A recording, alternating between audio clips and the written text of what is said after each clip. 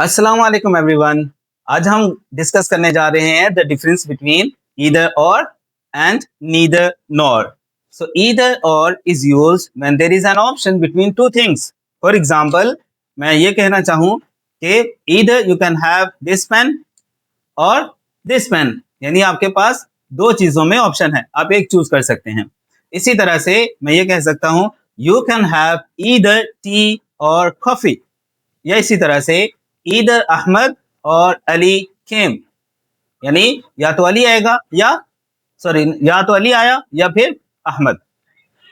इसी तरह से neither nor is used when there is no option between two things, यानी दो चीजों में कोई ऑप्शन ही नहीं है। For example, neither this pen nor this pen, यानी ना तो ये वाला पेन और ना ही दूसरे वाला। इसी तरह से एक और एग्जाम्पल कोट कर लेते हैं, you can have neither T और कॉफी, यानी ना तो आप टी ले सकते हैं और ना कॉफी ले सकते हैं।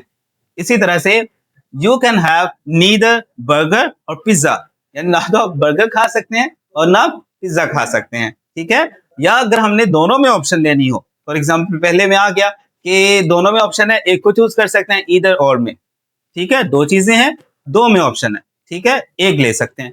नीदर नॉर में दो चीजें हैं, कोई ऑप्शन नहीं, उनमें दोनों ही नहीं ले सकते।